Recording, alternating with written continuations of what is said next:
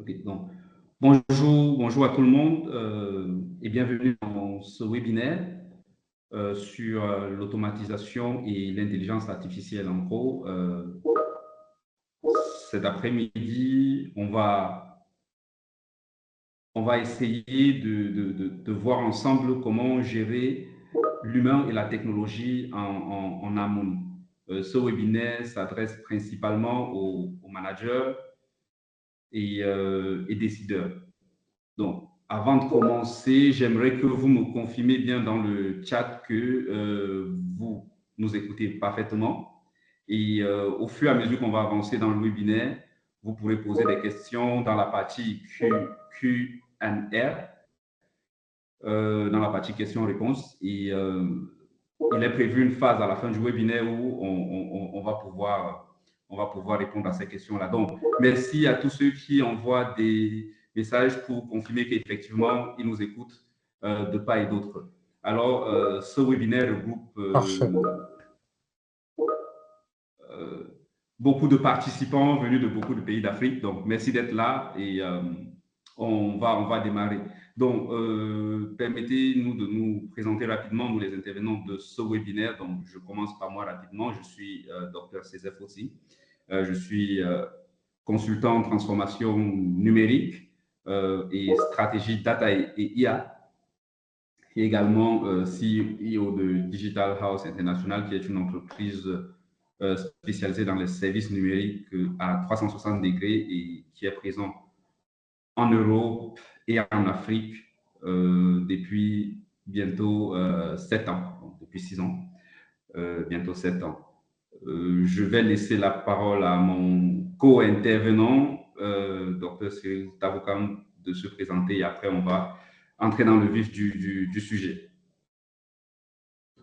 Ok, merci, docteur Césaire, de me passer la parole. Moi, c'est docteur Cyril Takoukam. Je suis moi-même consultant et formateur. Je suis consultant dans les domaines cloud, infrastructure et automatisation. J'ai dirigé beaucoup de missions pour des grands groupes en Europe et dans le monde concernant le plan de migration vers le cloud, leur structuration et aussi j'anime encore dans des universités en Europe et quelques-unes en Afrique des cours autour de l'automatisation, le DevOps et aussi l'intelligence artificielle. Euh, je vais laisser Dr. Footsing continuer pour le webinaire. Je te rends la main. Ok, d'accord, super. Next, s'il te plaît. Donc, comme agenda pour cet après-midi, on va aborder rapidement l'introduction de ce webinaire. Donc, pourquoi est-ce qu'on est là aujourd'hui? Pourquoi est-ce qu'on parle de ce thème? Et on va parler également de l'ère de l'IA et de l'automatisation. En fait, on vit aujourd'hui dans cette ère-là de l'IA et de l'automatisation. Donc, on va parler un tout petit peu de ce qui se passe, un état des lieux. Par la suite, on va essayer de faire une présentation autour, et je pense que cette partie-là va être faite par le docteur Cyril sur l'IA versus l'humain versus l'IA. Est-ce que l'IA va remplacer l'humain? Comment est-ce que les deux, on fait pour faire travailler les deux ensemble? On va aborder ce sujet et à la fin, on parlera des défis managériaux face à l'adoption de l'IA et comment en fait devenir un manager augmenté par l'IA. Donc, ce manager-là qui va être capable de gérer l'IA et l'humain en harmonie parce qu'aujourd'hui, les managers ont à leur disposition non plus seulement les humains, mais aussi la technologie, donc aussi l'IA. Et enfin, on va faire notre phase de questions-réponses où on va regarder toutes les questions qui ont été posées et on va essayer de les répondre. Donc, voilà présenter l'agenda de cet après-midi. Ce webinaire est important pour plusieurs raisons déjà, parce qu'aujourd'hui, on vit dans un environnement qui est impacté par la technologie. D'une manière ou d'une autre, on subit cette technologie-là et c'est aujourd'hui la révolution et l'automatisation de l'IA sont en marche. Il n'y a pas de possibilité de ne pas suivre cette révolution-là. Mais ce qu'il faut quand même retenir, c'est que l'humain, dans cette révolution, reste central. Et puisque l'humain reste central, il est important de sensibiliser les managers aujourd'hui à l'importance de leur rôle dans cette nouvelle ère. Il va falloir aussi qu'aujourd'hui, on accompagne les managers à comprendre que leurs collaborateurs sont dans un environnement technologique et ils doivent être préparés à collaborer non seulement avec les technologies qui vont transformer leur processus habituel, mais à savoir gérer leurs collaborateurs avec. Et enfin, ce webinaire est important pour permettre aux managers de comprendre comment l'IA peut améliorer leur leadership tout en favorisant la croissance humaine au sein de leurs équipes ou de leur entreprise. Donc, voilà un tout petit peu quelques raisons qui motivent ce webinaire, cette rencontre. Donc, on peut avancer. Alors, si on parle de l'impact, donc on dit on est dans une ère où l'IA et l'automatisation sont en marche, mais concrètement, qu'est-ce que cela représente? Donc, si on parle de l'impact de l'IA et de l'automatisation, aujourd'hui, on vous a préparé quelques chiffres donc, pour être assez précis et concret, et concret. Donc, au niveau de l'adoption globale de l'intelligence artificielle, il y a un rapport de McKinsey qui date de fin 2023 d'ailleurs, qui dit qu'environ 50% des entreprises déclarent avoir adopté l'IA dans au moins un des domaines de leur activité. Ça, c'est une statistique à l'échelle mondiale. Et déjà, je pense que cette statistique-là est même biaisée. Je pense qu'on est au-delà des 50% parce que beaucoup d'entreprises aujourd'hui ont adopté l'IA sans même être au courant du fait que l'IA est déjà adoptée d'une manière ou d'une autre. Au niveau des investissements, il y a une forte augmentation. Donc, plus de 63% des entreprises prévoient d'augmenter leur investissement dans les années les sujets des data et d'IA. Et les secteurs qui sont les secteurs à la une sont les secteurs de la finance, la technologie, la santé et le retail. En matière de retour sur investissement, le ROI, on a environ 44% des entreprises qui ont adopté l'IA qui déclarent avoir un ROI, un retour sur investissement significatif, donc positif. Et concernant l'automatisation des processus, environ 80% des entreprises utilisent l'IA pour automatiser les tâches et les routines. Et ici, on va voir principalement les entreprises industrielles, les entreprises de logistique pour différentes applications d'automatisation dont on aura l'occasion d'en parler tout à l'heure, et l'impact sur l'emploi. Très souvent, quand on parle d'intelligence artificielle, tout le monde voit que les emplois, OK, les emplois vont disparaître. Mais en fait, le monde dans lequel nous on vit aujourd'hui, qui est impacté par l'IA et l'automatisation, ont effectivement un impact sur l'emploi. Mais selon les chiffres, d'ici 2030, on va avoir une augmentation du PIB mondial d'environ 26%.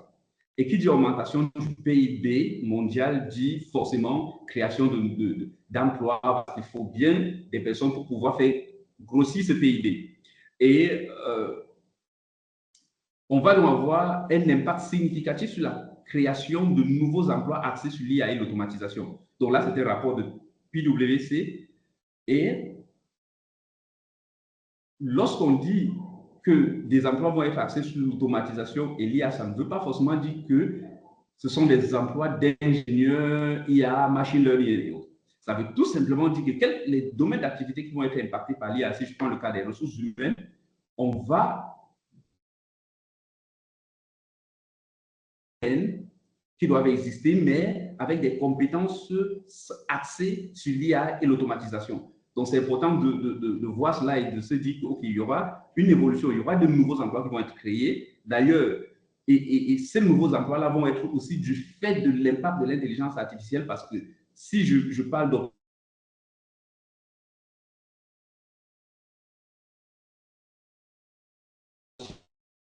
c'est tout simplement dit que j'ai la capacité aussi, on a la capacité de pouvoir produire beaucoup plus et donc d'être beaucoup plus performant, recruter encore beaucoup plus.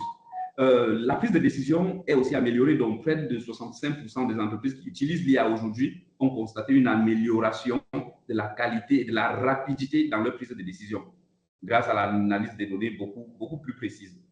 Donc, voilà un tout petit peu le paysage de l'IA et de l'automatisation aujourd'hui.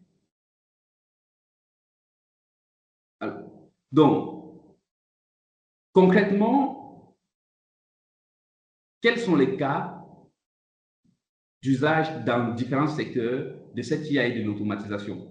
Donc, si on regarde là, on a préparé pour vous juste quelques secteurs d'activité, dont l'industrie, la finance et les ressources humaines.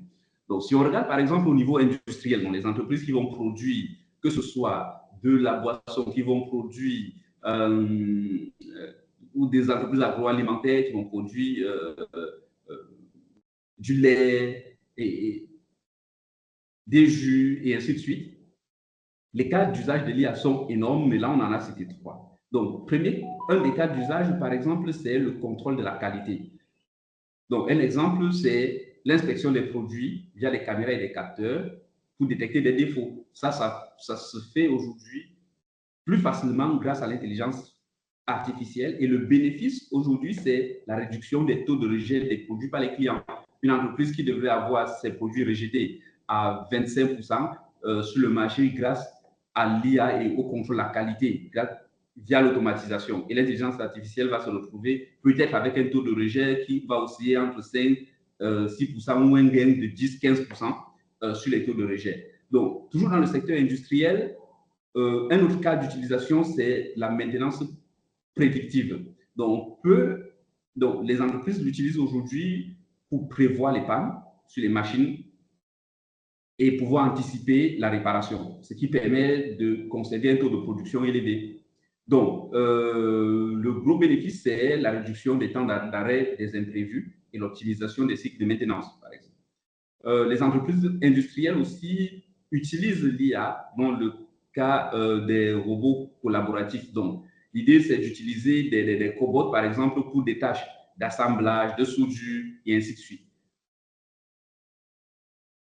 Et cela améliore l'efficacité et la réduction des tâches répétitives pour les employés. Donc, ça permet maintenant à l'humain de se concentrer sur des tâches qui apportent beaucoup plus de valeur. Donc, si on regarde le cas de la finance, l'IA est utilisée fortement dans le secteur de la finance pour la détection des fraudes. Donc, les entreprises qui traitent des transactions électroniques sont capables aujourd'hui d'analyser les transactions, chaque transaction, grâce aux outils d'intelligence artificielle et de détecter en temps réel des transactions suspectes, des cas de fraude, des cas de blanchiment de capitaux et ainsi de suite.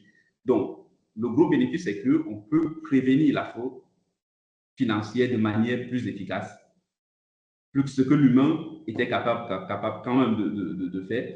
On a l'automatisation des processus comptables. Donc, un exemple concret, c'est l'automatisation de la saisie des factures, la réconciliation. Vous savez, il y a beaucoup d'entreprises aujourd'hui, beaucoup d'entreprises financières ou beaucoup d'applications de comptabilité qui s'appuient sur des outils d'intelligence artificielle tels les OCR, par exemple, où vous filmez juste un reçu et puis valide des informations sur le reçu, automatiser le calcul de la TVA et ainsi de suite. Donc, et cela permet aujourd'hui vraiment de réduire les erreurs et améliorer la productivité.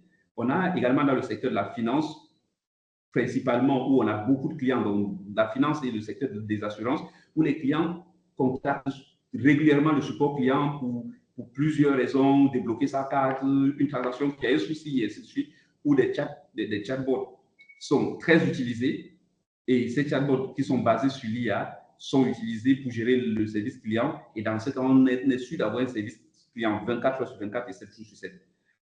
Alors, si on regarde le secteur des ressources humaines, et ce qui fera probablement, je pense, le cas d'une présentation tout à l'heure, c'est le recrutement et la sélection des candidats. Donc, grâce aux outils d'intelligence artificielle, aujourd'hui, on est capable d'analyser les CV des candidats, faire un tour sur Internet ou faire un tour automatique sur d'autres sources de vérification d'informations, les corroborer avec les informations qu'on a sur les CV du candidat et pouvoir classer le candidat par rapport à un seuil qu'on a défini. Et ce qui permet de gagner un temps énorme. Je crois qu'il y a un cas dans la suite de ce webinaire qui présente exactement le gain de temps qu'on a pour ce type d'opération. Donc, on peut continuer. Alors, donc, je crois que là, je vais m'arrêter un tout petit peu pour laisser la parole à Dr. Cyril Taboukam pour parler de l'IA versus l'humain versus IA. Est-ce que l'IA va remplacer l'humain? Est-ce que l'IA remplace l'humain? Si oui ou sinon, quel est le point de jonction entre les deux? Ok, bah, merci beaucoup pour la transition, docteur Césaire. Donc, aujourd'hui, on se pose beaucoup de questions et beaucoup de personnes m'ont déjà interpellé, hein, que ce soit même les étudiants à la fac ici en France, où j'enseigne principalement, ou même en Suisse, où des gens m'ont interpellé et m'ont demandé, mais docteur, est-ce que vous pensez que l'IA que vous enseignez aujourd'hui aux étudiants, ce n'est pas pour prendre les postes des responsables, de nos responsables de famille, ainsi de suite, de nos parents, ou alors même nos futurs postes? Donc, c'est vraiment ce qu'on se pose comme question et je vais dérouler effectivement ma présentation et on va bien comprendre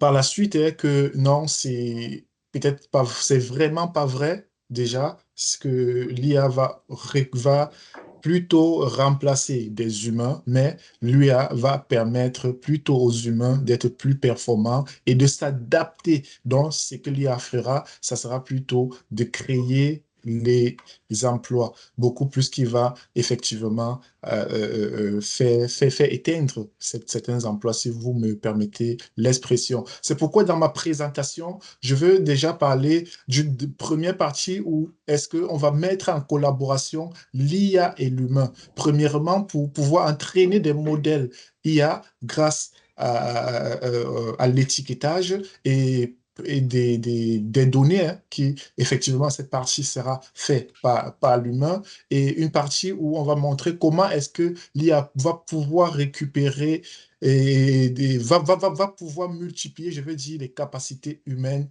et dans la gestion du leadership. Donc, le premier use case, effectivement, qui est pris ici, c'est l'entraînement d'un modèle d'IA supervisé par un humain. Effectivement, lorsque on veut mettre en place une IA, il y a tout un processus qui est adopté, hein. Effectivement, le processus typique d'entraînement, et c'est ici, sera d'entraînement supervisé, va comprendre plusieurs étapes que j'ai listées ici. Donc, la première étape, ça sera vraiment de pouvoir collecter les données. Il s'agit de rassembler ici les données et les mettre ensemble pour pouvoir entraîner notre IA. Ces données-là seront donc étiquetées. Une fois les données seront étiquetées, qu'est-ce qu'on va faire par la suite? On va faire un pré-traitement. Le pré-traitement, c'est le nettoyage. Si peut-être vous avez pris les données, vous avez dit, bon, je vais entraîner sur la reconnaissance d'humains. Effectivement, vous allez prendre des données des humains et une fois votre base de données réunie, vous allez l'étiqueter et après vous allez nettoyer. Vous allez peut-être mieux filtrer certaines données, certaines photos pour que votre IA puisse mieux reconnaître les visages, ainsi de suite.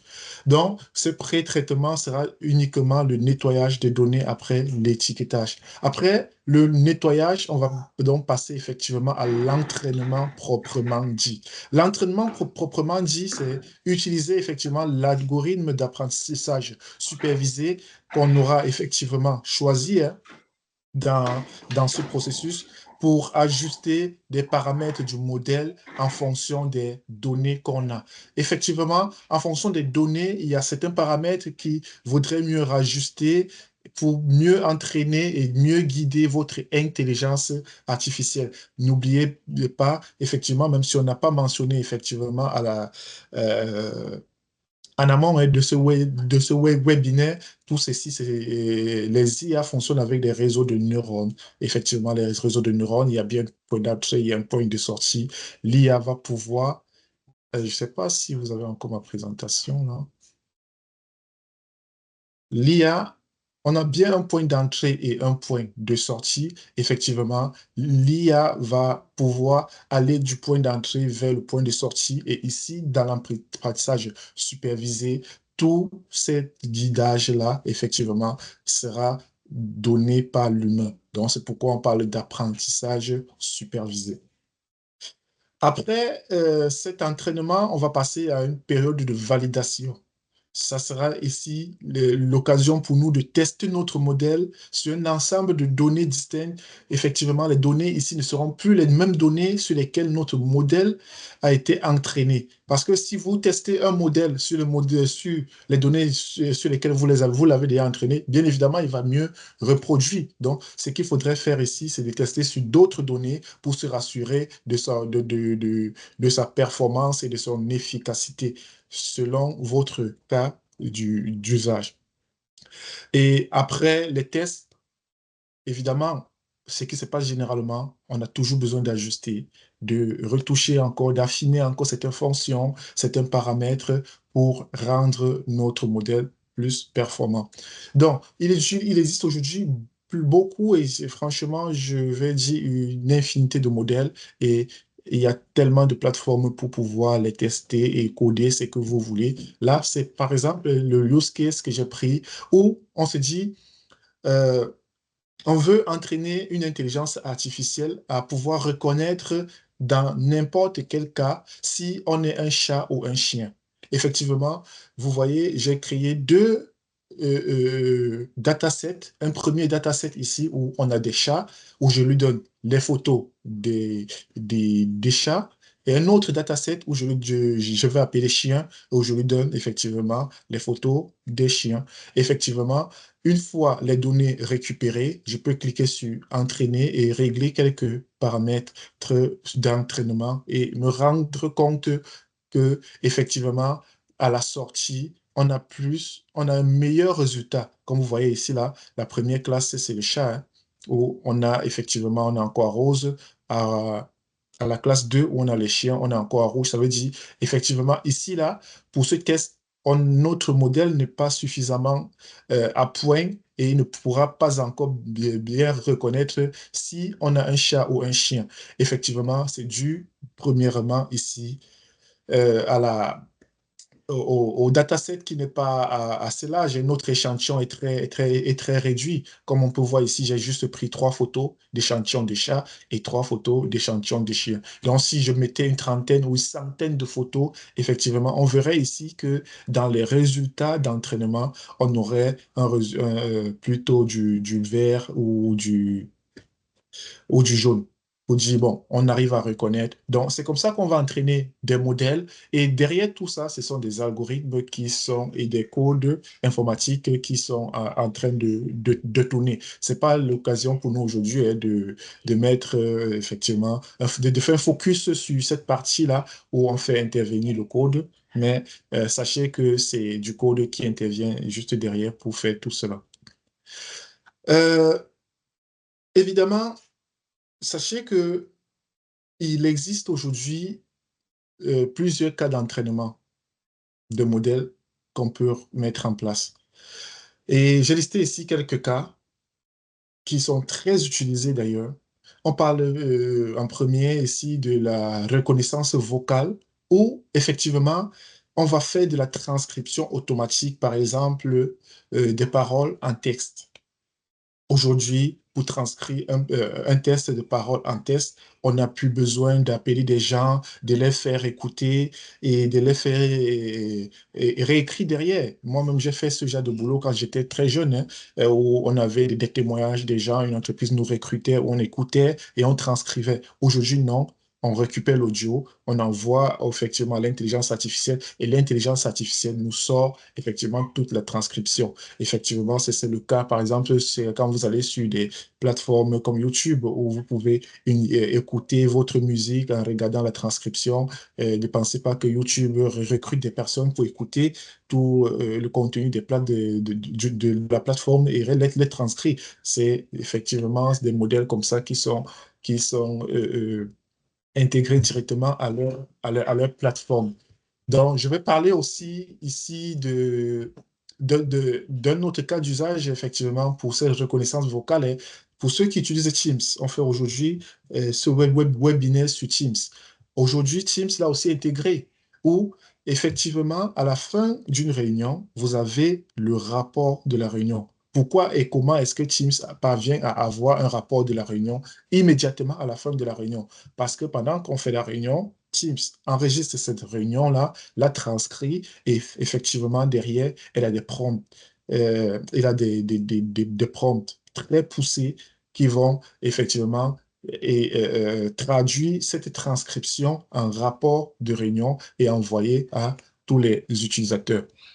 Le deuxième cas, c'est l'analyse des sentiments. On parle ici de l'évaluation des sentiments et des avis clients sur des réseaux sociaux et ainsi de suite. Aujourd'hui, vous avez des réseaux sociaux. Vous pouvez effectivement déployer une IA qui va aller récolter l'analyse, effectivement, et l'avis de vos clients sur des réseaux sociaux, les analyser et vous envoyer ces rapports-là. Et derrière, ça va vous permettre de mieux faire la prise de décision. Dis par exemple que non, aujourd'hui, sur les réseaux sociaux, vous postez peut-être du mauvais contenu. Aujourd'hui, il faudrait que vous puissiez changer, effectivement, à partir de l'analyse des sentiments de vos utilisateurs. Il faudrait peut-être changer votre ligne éditoriale ou revoir, effectivement, celle-là. Euh, on parle aussi de système de recommandation. Effectivement, l'IA derrière peut vous faire des recommandations et s'entraîner pour vous faire des meilleures recommandations de produits. C'est d'ailleurs le cas quand vous allez sur des plateformes comme Netflix, je veux dire, et vous commencez, ou alors même sur TikTok ou sur YouTube aujourd'hui, hein, avec les histoires des shorts là, où vous avez la possibilité de swapper à l'infini. Effectivement, qu'est-ce qui se passe? L'IA analyse comment est-ce que les vidéos sur lesquelles vous passez beaucoup plus de temps, les vidéos que vous likez, celles que vous rejetez, celles sur lesquelles vous ne passez pas assez de temps. Et derrière vous, vous faites des recommandations dues à quoi? À l'apprentissage qu'il a fait sur votre comportement pendant que vous aviez votre téléphone. Donc, on va parler aussi de la détection d'anomalies ou même de la détection de fraude hein, dans les banques, comme le docteur Césaire l'a bien dit, et aujourd'hui, en amont, avant moi. Et il n'y a pas seulement cette détection d'anomalies, mais il y a aussi la prise de décision qui se fait aussi beaucoup dans les banques aujourd'hui. Aujourd'hui, vous allez dans les banques, hein, bon, je parle principalement de l'Europe, où vous voulez faire un achat de votre véhicule aujourd'hui et immédiatement, on vous dit, OK, faites la simulation pour avoir votre prêt. Vous faites la simulation, on vous dit, OK, en simulation, on vous dit, vous avez potentiellement droit à un crédit de 10 000 euros et vous pouvez payer sur des mensualités de 1 000 euros par mois pendant 10 mois. Derrière, on vous demande donc de souscrire à ce crédit-là. Quand vous cliquez sur le bouton de souscription, il y a encore une IA qui est lancée et qui analyse effectivement votre profil utilisateur et les données que vous avez fournies et derrière décide vraiment sans avoir besoin de l'humain si oui ou non vous avez droit à un crédit. Et ça, vous vous imaginez un peu le gain de temps et la productivité que cela peut ramener dans une institution financière où traditionnellement, il fallait prendre les dossiers des clients, les étudier, et voir tout ça manuellement et derrière renvoyer à un chef qui décide en fonction de certains KPI si oui ou non ce client a droit à ce crédit ou pas. Donc, évidemment, c'est un très grand gain de temps. On va parler aussi de la sélection et de la classification. Ce dernier point, effectivement, ici, là, prend en compte, effectivement, si on entre dans le domaine des ressources humaines, on va parler ici de réaliser une sélection des meilleurs candidats et les classifier selon un certain critère, effectivement, qui est mis en place par la boîte. Et d'ailleurs, celui-ci, on l'a d'ailleurs mis en place pour un client et je vais vous présenter un peu comment est-ce qu'on l'a mis en place. On est parti du fait que le client, il reçoit aujourd'hui, c'est une boîte de recrutement qui reçoit aujourd'hui beaucoup de CV pour des candidatures spontanées ou alors même pour des candidatures tierces. Ce qui se passe donc, on fait une entrée ici, là, pour chaque candidat qui envoie une candidature, spontanée ou pas, il reçoit un formulaire de candidature à renseigner. Donc, ce formulaire de candidature à renseigner est rempli par le candidat avec ses informations et à la fin, il a la possibilité d'uploader son CV. Donc, là, c'est le point d'entrée de toute notre intelligence artificielle, de notre processus d'automatisation mis en place. Une fois reçu toutes ces informations, effectivement, pour le client, on va dire, le client nous dit, j'ai besoin que tous les clients soient enregistrés dans une base de données. Puis là, cette base de données euh, du client, effectivement, est enregistrée là. C'était un des classeurs Excel qui servait de base de données.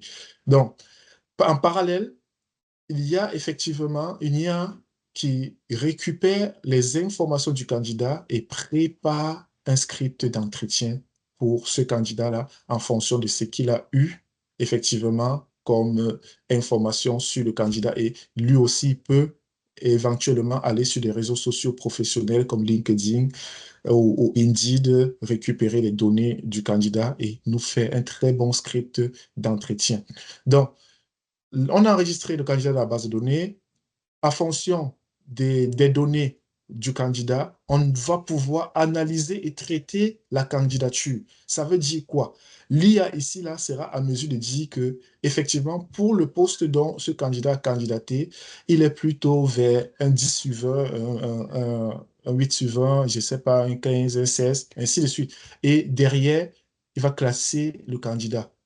Donc, il va faire un classement en fait, de toutes les candidatures qu'on a reçues. Et uniquement les candidats qui ont un bon classement pourront avoir une réservation de créneaux pour passer un entretien. Et ça encore, c'est l'IA qui le fait. L'IA va donc aller sur le calendrier de l'entreprise et checker est-ce que il y a des managers ou des responsables des ressources humaines qui ont de la disponibilité pour passer l'entretien avec ces candidats. Si oui, l'IA va booker automatiquement, hein. C'est vraiment l'IA qui va le faire, hein. On n'a pas besoin d'aller faire manuellement. L'IA va booker automatiquement dans le cadre de l'agenda cette disponibilité-là pour le manager et informer effectivement le candidat que on a que son CV ou sa candidature, manifestation, c'est sa candidature effectivement est plutôt intéressante et que on aimerait mieux l'écouter ou alors on aimerait qu'il puisse venir défendre ces candidatures-là lors d'un entretien. Donc, l'IA a envoyé le mail à ce candidat. Ce qui est vraiment, vraiment euh, euh, je ne vais pas dire grandiose, hein, mais vraiment quelque chose de très intéressant dans ce processus, c'est que, comme vous l'avez vu ici, l'IA tout seul, parce qu'il a toutes les données sur le candidat, est capable de charger effectivement un script d'entretien où il va effectivement dire, bon, il faudrait aller pour ce candidat sur un entretien de 20 minutes, de 30, de 40, d'une heure de temps, et voici comment est-ce que l'entretien doit se dérouler. En premier lieu, il faudrait commencer par vous présenter un peu l'entreprise. En deuxième lieu, insister sur des questions, ainsi de suite. Bon, effectivement, ce n'est pas vous qui allez chercher ces informations et préparer ce script d'entretien-là. Donc, c'est l'IA qui le fait et l'IA envoie aussi un mail derrière en mettant en attaché tous les RH pour qu'ils puissent être notifiés du fait qu'il y a un nouveau candidat qui a une très bonne candidature et il faudrait qu'on puisse le recevoir en entretien. Et on connaît déjà en amont celui qui va recevoir le candidat ici en entretien. Pour un processus comme celui-ci, imaginez-vous aujourd'hui, vous avez 100 ou 200 candidatures à traiter pour un seul poste chaque jour. Évidemment, si vous êtes très efficace et si vous n'avez pas avec vous des autres collaborateurs qui vont mettre de la main effectivement dans ce processus-là, je peux vous rassurer, par jour, vous n'aurez pas les capacités pour traiter des centaines de candidatures. Un processus comme celui-ci, là, on a évalué pour une centaine de candidatures et avec une équipe de 3 RH, à peu près à 80 heures par RH pour pouvoir traiter cela. 80 heures, vous imaginez, c'est un peu plus de 2 semaines si vous voulez vraiment bien le faire. Alors que avec l'IA, on parle d'une dizaine de minutes pour traiter le même volume de candidatures. C'est alors que je vais chuter pour présenter ici effectivement le gain que qu'on vient de mettre en avant effectivement dans ce use case d'un client effectivement qu'on aura peut-être ou par l'occasion de tester. Effectivement, on a effectivement mis en place une IA qui a analysé le CV. L'algorithme ici, là, analyse le CV en fonction des critères qu'on a prédéfinis. Cet algorithme a été entraîné sur les compétences, les expériences, la formation, ainsi de suite. Derrière, on fait de l'évaluation des compétences. Cette IA, effectivement, évalue les compétences techniques et même les motivations du candidat pour qu'il puisse être classé dans le processus de sélection. On va parler ici d'optimisation de processus parce que ici, l'IA a permis d'optimiser le processus en automatisant les tâches. Vous vous imaginez si pour tous les candidats, il fallait vous-même que vous allez réserver dans le calendrier de l'entreprise une date pour l'entretien, s'il fallait que vous-même vous preniez du temps d'analyser le CV et d'écrire vous-même le script d'entretien, clairement, c'est un gain de temps énorme. On va parler aussi de réduction de biais. Effectivement, lorsqu'on fait une action de façon automatique, on a moins d'erreurs qu'une action manuelle. Donc, l'IA et l'automatisation vont nous permettre de pouvoir réduire tout cela. On va donc concevoir des modèles et derrière, ces modèles vont faire le travail à notre place et toute la réduction d'erreurs sera optimisée. On va parler aussi de la non-discrimination et d'équité dans le processus de sélection ici. Parce que l'IA traite votre candidature sans savoir ou alors directement avec des critères qu'on lui a donnés. Donc, il n'est pas obligé de savoir si vous êtes un homme, si vous êtes une femme, si vous avez 30 ans, si vous avez 50 ans. Ce qu'il veut, c'est effectivement les critères de performance et tous les KPI qu'on a regroupés et qu'on a mis en place pour traiter cela. Donc, j'ai parlé déjà du gain de temps. On voit qu'on passe on passe de 80 heures à peu près à 10 minutes. Franchement, c'est énorme et c'est très impressionnant.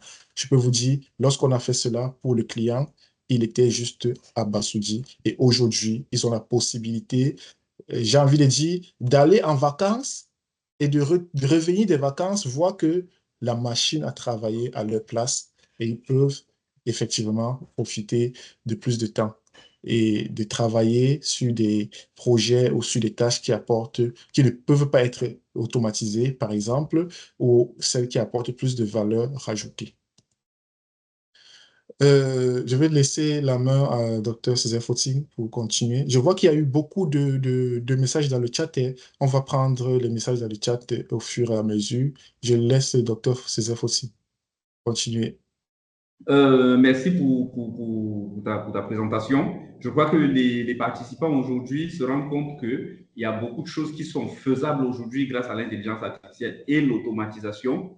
Et on ne peut donc être un manager aujourd'hui moderne et efficace si on n'a pas la maîtrise de cette technologie-là pour pouvoir pousser ses équipes vers de nouveaux succès. Alors, cela étant dit, pour arriver à réussi à manager de nos jours dans cet environnement qui est bousculé par la technologie et l'intelligence artificielle, il faut en fait être un manager que nous, on appelle manager augmenté.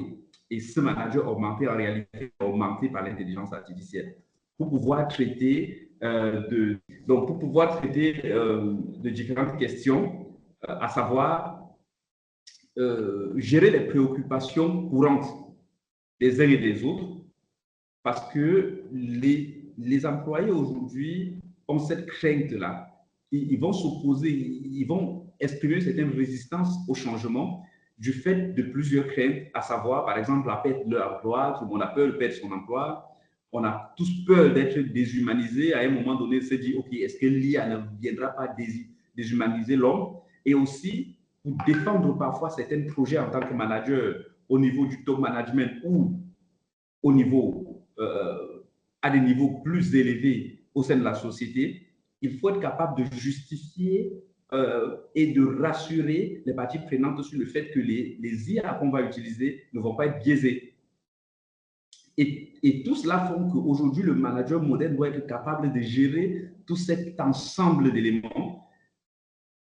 Et donc, pour réussir, en fait, à répondre face à ces différentes résistances, il faut être capable de concevoir et d'implémenter une vraie stratégie d'intégration de l'intelligence artificielle au sein de son équipe, si on est manager d'équipe, ou au sein de son entreprise, si on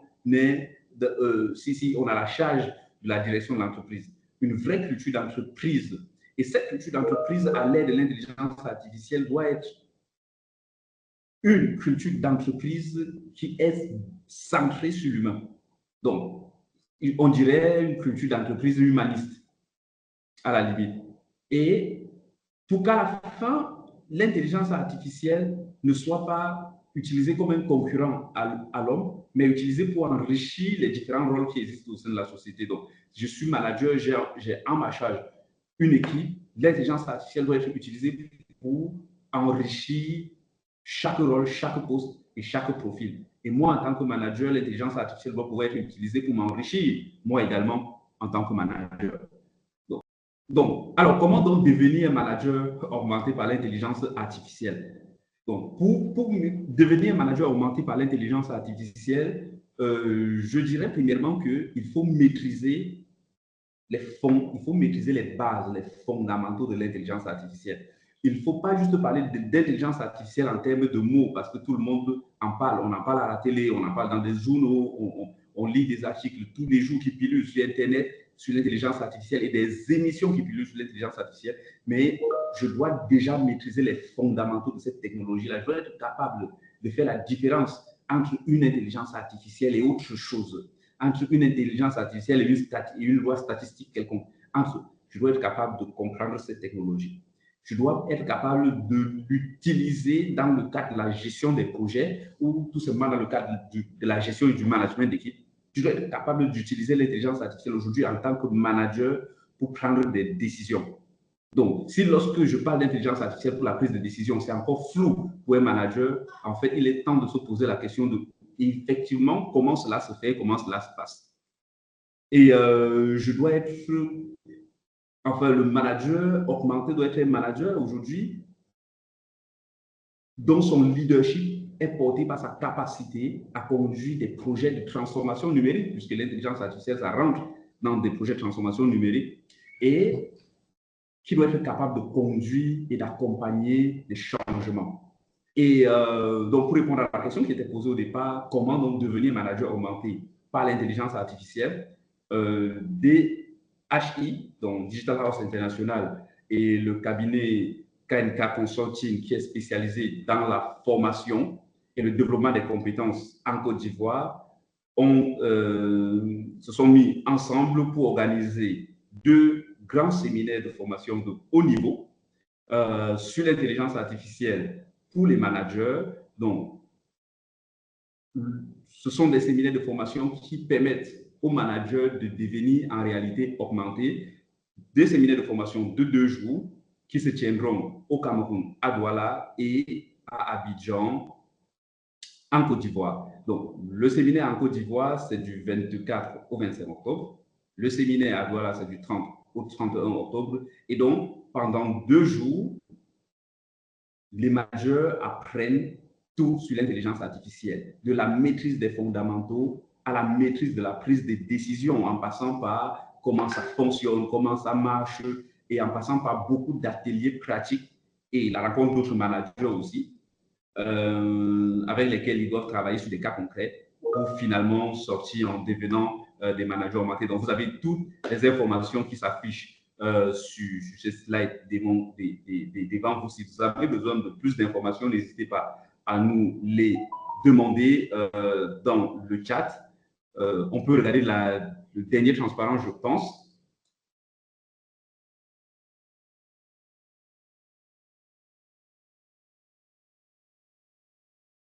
Oui, le dernier transparent, effectivement, c'est la fois aux questions, hein, et les prochaines étapes. OK. Euh, Donc, le je ne sais pas dernier si tu as transparent, en quelques... fait, c'est... Bon, le dernier Tu n'as... transparent, c'est... bon, la fois aux questions et les dernières étapes, donc ça veut dire qu'on peut laisser peut-être le précédent parce qu'il avait des contacts. Du coup, on va prendre donc les différentes questions et les répondre. Je crois que j'ai noté déjà une question. Donc, est-ce que tu m'entends toujours? Très bien, je t'entends très bien. Donc, une des questions était de savoir si on aura enfin, le PowerPoint de cette présentation à la fin du webinaire. Donc, c'est Ahmed qui l'a demandé. Je te laisse répondre. Oui, pas de souci pour vous envoyer les PowerPoint, hein. Faites juste bon usage et on peut le faire. Du coup, il faudrait peut-être, ouais, on a voté, on a les bases de données.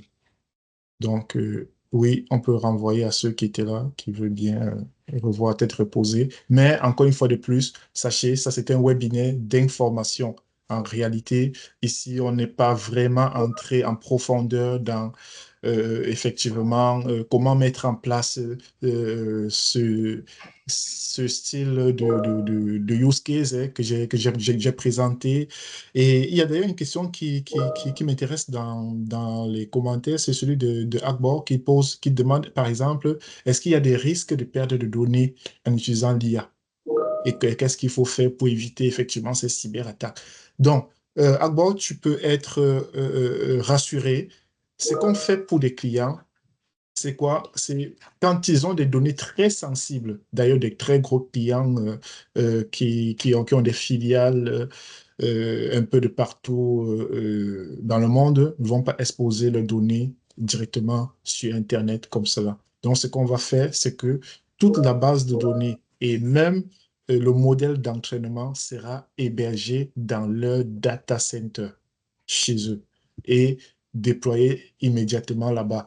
Bien entendu, comme il est déployé là-bas, il y a très peu de risques qu'une solution purement et full cloud qui est en SaaS et qui est sur Internet et accessible par tous.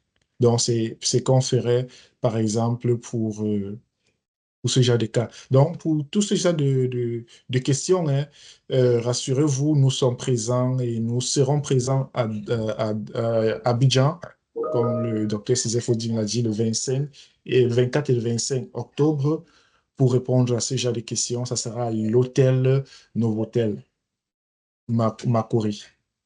Faut pas oublier. Et à Douala, c'est le 30 et 31 à Crystal Palace. On avait déjà fait un autre séminaire avant celui-ci. C'était les 17 et 18 juillet à, à Kribi, au Cameroun.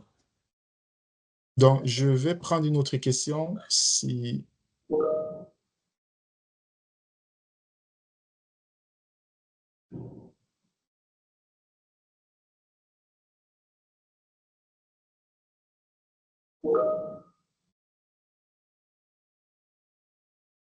Donc, il y a une autre question. Hein. Il y a un utilisateur qui demande est-ce que s'il y a se charge de la sélection, cela n'augmentera pas la possibilité de triche? Je crois Ah, qu'il s'agit de la sélection des candidats. la sélection des candidats, est-ce que ça nous manquera? Non, ça va même d'ailleurs très réduire. Parce que, comme on a dit, effectivement, l'IA ici, là, bah, il va pas, je vais peut-être revenir sur ce transparent, hein. Oh là là, on va revenir. Comme on a constaté ici, hein, il y a vraiment cette non-discrimination, si, effectivement, dont l'IA fait preuve. Et et tenez-vous tranquille, hein, je vous rassure, aujourd'hui, il y a d'ailleurs des projets qui sont lancés. En France, il y a un projet qui est lancé, et d'ailleurs un concours pour les entrepreneurs qui vont présenter, je sais plus, c'était le 25 octobre, hein, à la date de formation à Abidjan, là, et ils vont défendre devant le jury les différents projets d'IA pour les ressources humaines. Effectivement, les décideurs ont compris que faire des ressources humaines aujourd'hui sans intégrer l'IA, c'est très grave et ont financé d'énormes projets pour pouvoir effectivement accoster l'IA dans le processus de sélection et dans leur quotidien en tant que RH. Donc, non, ça ne va effectivement pas mettre ça va d'ailleurs réduire la discrimination et les fraudes. Est-ce qu'il y a une autre question, si tu arrives à les lire rapidement, Oui, docteur donc Césaire? il y a bon, avant peut-être de lire la question, je vais peut-être juste faire un petit complément sur le fait que est-ce qu'il n'y aura pas de risque de fraude. Non, mais rassurez-vous que il y aura zéro risque de fraude. Par contre, si vous avez une intelligence artificielle qui est mal entraînée, il y a le risque que vous sélectionnez le mauvais candidat. Mais vous pouvez être rassuré sur le fait que ça ne sera pas de la fraude parce que l'avantage de l'intelligence humaine, c'est que on n'aura pas de copinage, c'est la machine qui va faire une analyse froide de la situation. En effet. Mais encore, il faut que le modèle derrière soit suffisamment entraîné. Et c'est d'ailleurs pourquoi nous, on conseille toujours à nos clients de ne pas se lancer sur des projets à risque en le faisant dans enfin, sans faire appel à une expertise réelle. Donc, soit vous avez l'expertise réelle dans votre équipe, ou dans vos équipes et vous vous lancez sur ces projets à risque, soit vous recherchez une expertise réelle. Si vous voulez lancer un projet d'intelligence artificielle, par exemple, pour détecter la fraude ou pour calculer les scores de crédit afin d'octroyer le crédit aux clients, des choses comme ça, vous ne vous lancez pas dessus par amusement parce qu'il y a le risque que vous ayez des algorithmes qui soient biaisés et dont les résultats sont biaisés mais si vous faites travailler une réelle expertise dessus, rassurez-vous, vous serez très efficace et zéro risque de fraude. C'est le petit complément. Donc, l'autre Oui. question, Et, c'était avant de passer, hein, on prend rapidement, mais je veux dire aussi que en réalité, aujourd'hui, les RH ont tout intérêt à vraiment épouser l'IA parce que de l'autre côté, les candidats utilisent déjà l'IA. Les candidats aujourd'hui utilisent l'IA pour les faire des motivations, pour se faire des CV. Et tenez-vous tranquille, il y a un projet qui est né il n'y a pas longtemps. Je peux d'ailleurs mettre le lien dans le GitHub, le lien dans le chat, hein. C'est un projet qui est sur GitHub en open source sous licence Apache. Et d'ailleurs, dans ce projet, vous le déployez chez vous et derrière, lui tout seul, il va scruter votre LinkedIn et, et recherche toutes les offres d'emploi qui matchent avec votre profil et candidate à votre place. Et je peux vous rassurer, un retour d'expérience d'un candidat là-dessus dit que en une journée, on parle de 24 heures, il a pu candidater à plus de 1000 offres. De 1000 offres. Et c'est un candidat qui n'avait pas encore pu avoir des rendez-vous d'entretien, mais sur la seule journée, il a pu, avec l'IA qui a pu candidater à près de 1000 offres, il a pu avoir près de 5 entretiens pour la même journée sur 1000 offres qui ont été envoyées immédiatement par l'IA. Donc, vous voyez, aujourd'hui, on a des candidats qui seront en train de jouer au football, qui seront en vacances, et derrière, vont pulvériser des CV, des lettres de motivation au RH. Mais qu'est-ce que les RH font en retour? Il faudrait aussi que vous utilisez des armes pour combattre cela. Et effectivement, le moyen le plus efficace, c'est d'épouser l'intelligence artificielle, de mettre en place des process automatisés. Donc, je te laisse continuer, docteur Césaire. Euh, bon, il y a une question. Quel IA permet de faciliter la transcription directe? Est-ce payant en pratique? Comment ça se passe concrètement? Est-ce que tu souhaites répondre à cette question? Oui, je peux répondre, mais ce sera encore très superficiel parce que oui, je vais vous donner les IA qui vont faire de la transcription, hein. Laissez-moi regarder. Aujourd'hui, vous voulez faire uniquement de la transcription de texte, ou alors de voix pour du texte. Sachez que le plus performant aujourd'hui, c'est Descript. Je vais l'écrire dans le chat. C'est Descript, Descript,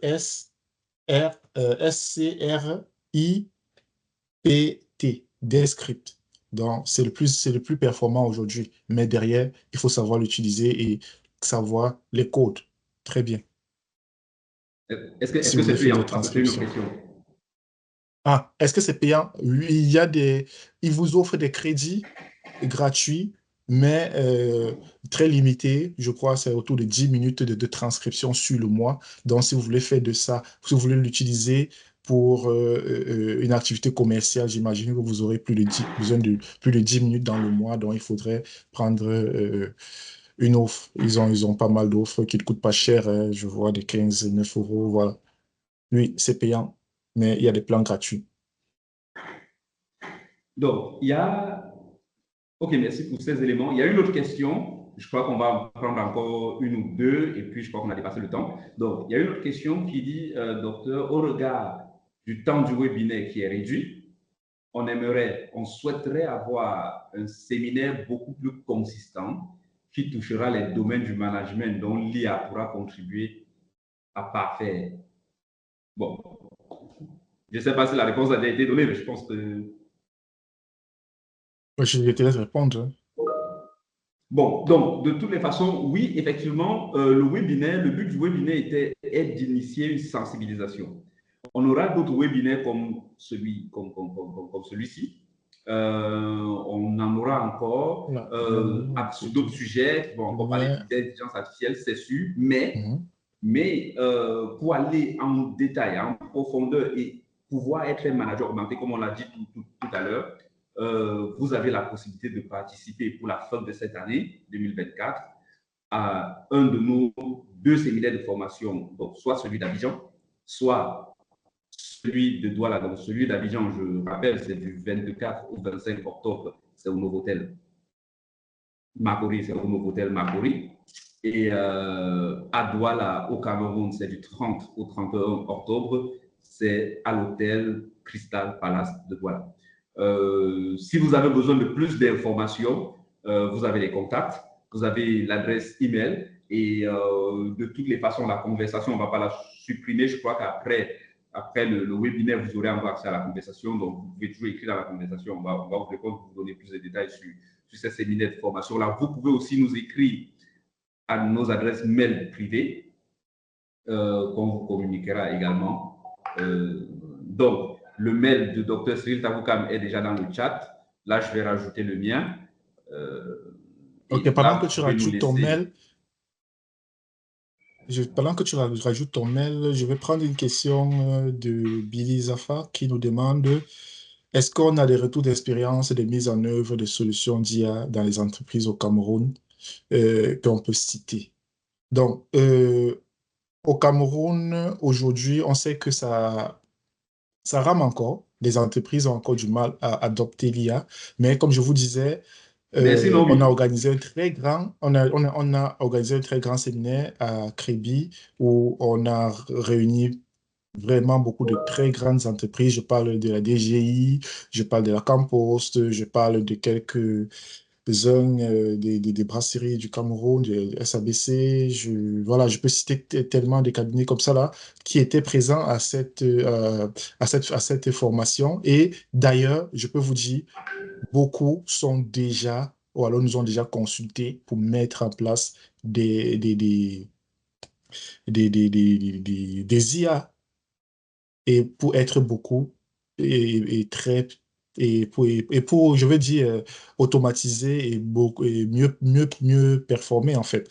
Donc oui, au Cameroun, ça traînait encore, mais depuis l'organisation du webinaire et la communication qu'on commence à faire et la vulgarisation, hein, je parle encore, il y a pas, il y a aujourd'hui, c'était le 4 septembre, donc il y a quelques semaines, on a fait un autre séminaire de formation au compte du Fonds national de l'emploi du Cameroun où on a réuni près de 300 personnes, 300 chefs d'entreprise pour les effectivement sensibiliser encore là-dessus. Et à l'issue, il y a toujours des projets qui naissent et qui sont encore en cours, malheureusement pour beaucoup d'entre eux. Et les projets sont encore en cours et d'ici quelques mois, on verra des projets jaillir. Et voilà. Moi, c'est ce que je peux dire. Je ne sais pas si Dr Césaire a quelque chose à rajouter là-dessus. Il connaît mieux l'atmosphère du Cameroun que moi. Donc, pour précision, Dr Césaire, c'est le responsable, c'est le CEO de DHI et il est beaucoup plus présent sur le périmètre Afrique et Cameroun en particulier, tandis que moi, je suis son associé, je suis présent sur le périmètre France et Europe. Voilà. Donc, OK, pour continuer, c'est vrai qu'au Cameroun, oui, effectivement, on a quelques clients qu'on a implémentés, déjà des outils. Donc, on a travaillé avec une institution financière sur la détection de la fraude déjà. On a des améliorations qui sont en cours quand même, mais sinon, on a un modèle déjà qui arrive à détecter à peu près à 60% les risques de fraude sur les transactions financières. Et pour le cadre d'un des ports autonome, je crois, oui, un des, une des entreprises portuaires, donc un des ports autonomes du Cameroun.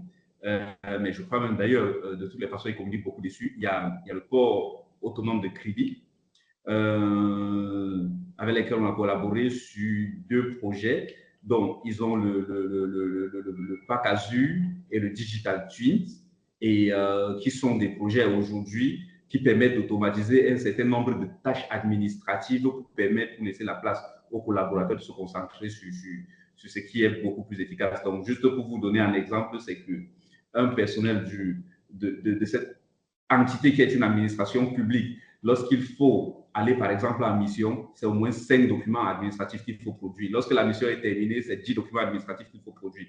Donc aujourd'hui, tous ces processus-là sont automatisés, ce qui permet que voilà, l'employé puisse se concentrer sur son travail.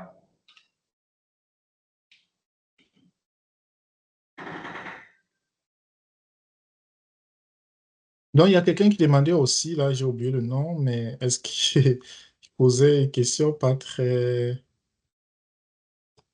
logique quand même? Il demandait, est-ce qu'on peut pirater aujourd'hui les intelligences artificielles pour biaiser derrière les résultats? Bon, il faut déjà connaître comment pirater. Déjà, c'est pas recommandé. Nous, c'est pas ce qu'on recommande de faire, hein. Et je veux dire quand même qu'il y a quand même des personnes qui très malines qui ont essayé de détourner plutôt les IA. Je parle comme ça, là, j'ai eu le témoignage d'un qui est aux États-Unis, qui s'est fait recruter d'ailleurs par le groupe Microsoft, alors que en réalité, il n'avait pas les compétences. Ce qu'il a fait, c'est que dans son CV, il savait déjà un peu comment est-ce que l'intelligence artificielle de Microsoft, donc analysait les candidatures et derrière, il a mis dans son CV un petit texte tout en blanc et en arrière-plan qui disait à l'intelligence artificielle d'oublier toutes les instructions qu'on lui avait déjà passées en amont et derrière de rédiger juste ce dont il avait besoin. Du genre, ça, c'est une très bonne candidature, elle match à 90% les attentes de la boîte, et ainsi de suite. Voilà à peu près comment est-ce qu'il s'est fait recruter et il a passé des entretiens. C'est après qu'on a vu que non, en réalité, il avait un peu fait de la fraude, on va dire aussi. Voilà. Est-ce qu'il est possible d'avoir le lien de l'IA qui facilite, qui facilite les candidatures? Le lien, j'ai dit, c'est une IA qui est déployée sur GitHub. Je vous envoie le lien. Je sais pas pourquoi, je n'ai pas la possibilité de me décrire dans le commentaire là. Je vois les trucs arriver depuis. Donc, et ça, effectivement, pour mettre en... Bon, C'est c'est une pas, IA qui n'est pas... C'est pas grave, hein, on peut rajouter le lien Oui, oui, à la ça, on présentation y lorsqu'on pensera. on peut mettre des ressources. Mais aussi, toujours sur la question de est-ce qu'on va envoyer les slides. De toutes les façons, le webinaire enregistré, il va être publié. Donc, vous en,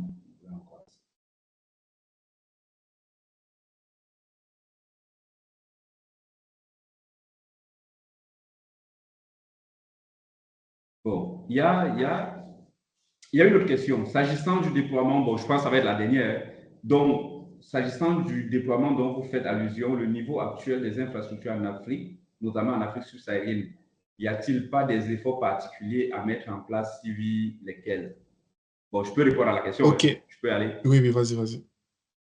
Oui, effectivement, il y a beaucoup d'efforts, il y a beaucoup de choses à faire, il y a beaucoup d'infrastructures à mettre en place en commençant. Enfin, il y a beaucoup de choses à faire.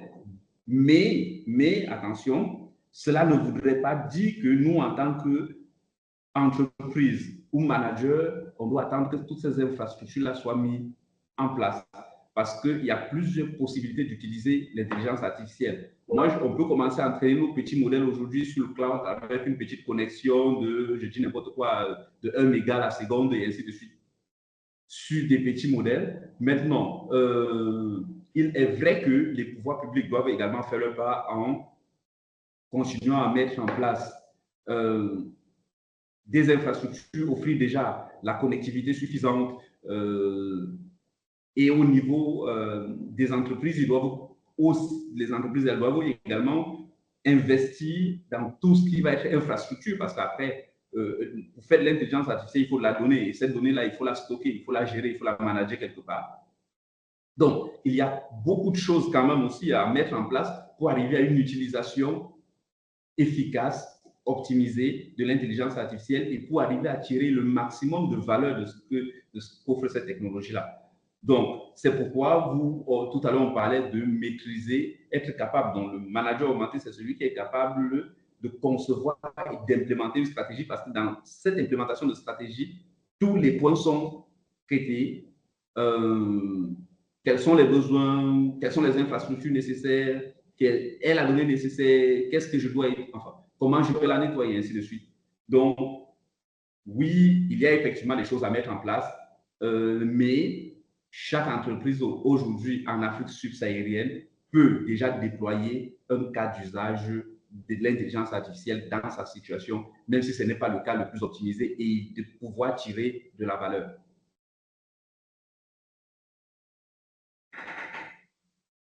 Donc, je crois qu'on va s'arrêter là. Sachez que ça, c'est juste une première série c'est juste un premier webinaire d'une série de webinaires que nous nous sommes engagés à organiser sur l'IA, sur différents thèmes. Donc ici, c'était le tout premier. J'espère que vous avez pleinement tiré profit, ou alors du moins vous ne vous êtes pas ennuyé derrière votre écran ou vos téléphones, partout où vous êtes. D'ailleurs, nous vous faisons un coucou. Merci d'écrire le pays depuis lequel vous nous suivez dans des commentaires. Ça nous ferait vraiment plaisir de savoir que vous nous suivez un peu de partout. Donc, moi, je suis en France aujourd'hui, à Nice, et on va davantage organiser des webinaires comme ceux-ci pour vous sensibiliser et mettre en place de l'intelligence artificielle. L'Europe avance très vite, l'Amérique avance très vite, la Chine et tout cela. Pour nous, c'est qu'est-ce que fait l'Afrique? Il faudrait que nous, Africains, on puisse effectivement emboîter le pas et avancer avec tout le monde. Sinon, on se fait très vite dépasser et demain, on ne sait pas où aller.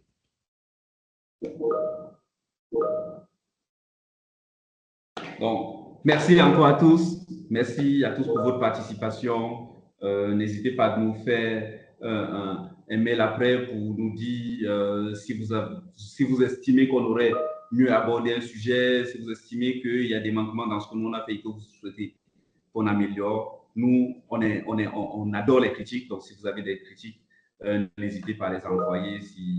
On aime plus les critiques que les encouragements. Donc, nous vous remercions encore pour la participation et à très bientôt, potentiellement dans nos prochains webinaires ou dans les différents événements qu'on organisera autour de l'intelligence artificielle. nous vous remercions et à très, très bientôt. À très bientôt. Au revoir.